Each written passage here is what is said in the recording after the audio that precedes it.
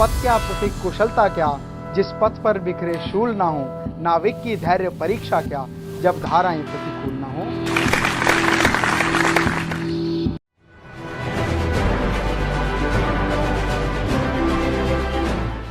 Hello friends, मैं अमित माहेश्वरी आप सभी का स्वागत करता हूं आज के इस ट्रेनिंग प्रोग्राम में।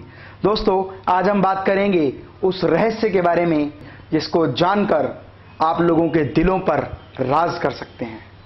दोस्तों, आप सभी जानते हैं एक बच्चा 11 माह की उम्र से बोलना शुरू करता है और आजीवन बोलता है। दोस्तों, बोलना तो वो 11 माह की उम्र में सीख जाता है, लेकिन बोलना क्या है उसको सीखने और समझने के लिए पूरा जीवन बिता देता है। साथ ही साथ बोलना कैसे है यह भी बहुत आवश्यक है। कई बार आपने देखा होगा बहुत सारे लोगों का व्यक्तित्व बहुत प्रभावशाली होता है, लेकिन जैसे ही वो बोलना शुरू करते हैं उनकी सारी छवि धूमिल हो जाती है, क्योंकि उनको यह पता ही नहीं होता कि प्रभावशाली बोलना भी बहुत आवश्यक है। साथ ही साथ प्रभावशाली तरीके से बोलना एक कला है। परंतु कई लोगों का व्यक्तित्व प्रभावशाली नहीं होता, लेकिन जैसे ही वो बोलना शुरू करते हैं तो भीड़ में बैठे हजारों संख्या में लोग उनसे प्रभावित हो जाते हैं। दोस्तों, प्राकृतिक रूप से मिलने वाले व्यक्तित्व में आप बहुत अधिक परिवर्तन नहीं कर सकते, लेकिन प्रभावशाली तरीके से बोलने की कला को आप बहुत बेहतरीन तरीके से सीख सकते हैं और लोगों को प्रभावित कर सकते हैं। प्रभावशाली तरीके से बोलने में 3 बातें बहुत अहम होती हैं।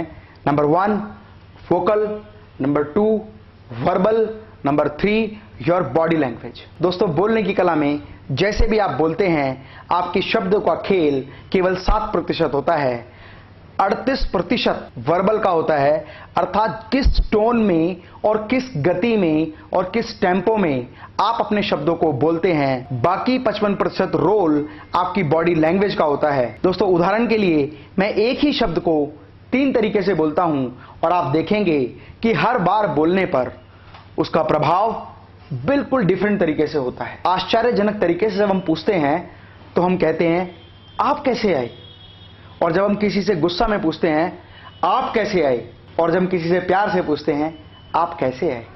एक ही तरह के शब्द को 3 अलग तरीकों से बोला जा सकता है और हर बार उसके भाव बिल्कुल अलग होते हैं।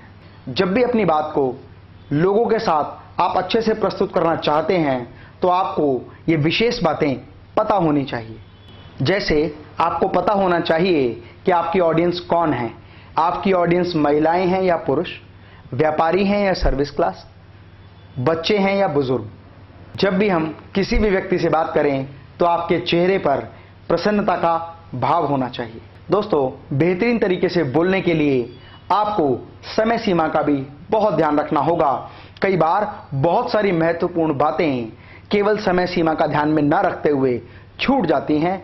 जितनी भी समय सीमा आपको मिले, अपनी बातों को उसी तय समय सीमा में अच्छे तरीके से प्रस्तुत किया जाना चाहिए। दोस्तों, जब भी मौका मिले बोलने का तो हमेशा कोशिश करें कि नवीनतम विचारों के साथ बोलें। कई बार बहुत सारे लोग एक ही बात को सेम ऑडियंस के साथ हमेशा रिपीट करते हैं। बोलते समय एक सकारात्मक और उल्लास भरा वातावरण पैदा करें। जो भी बोलें दिल से बोलें, पूर्ण आत्मविश्वास के साथ बोलें।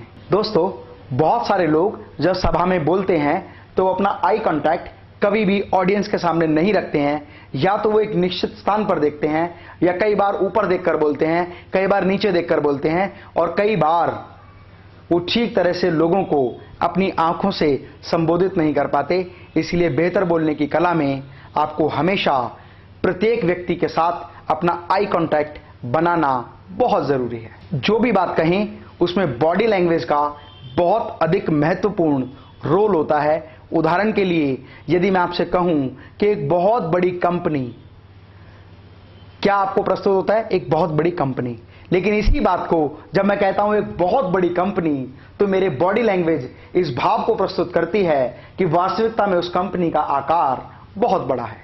दोस्तों, पूर्ण आत्मविश्वास के साथ बोलने की कला को निखारें, क्योंकि जब आप अपने बोलने की कला में बेहतरीन प्रदर्शन करते हैं तो आपके अंदर एक आत्मविश्वास, एक दृढ़ निश्चय और साथ ही साथ नेतृत्व की क्षमता भी विकसित होती है। आप सभी बोलने की कला में निपुण बने।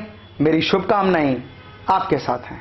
यदि आप मंच पर बोलने की कला art of leadership, art of public speaking सीखना चाहते हैं तो दिए हुए नंबर पर तुरंत संपर्क करें।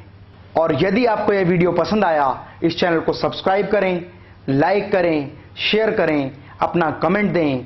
मैं डॉक्टर अमित माहेश्वरी आपके सुनहरे भविष्य की कामना करता हूं।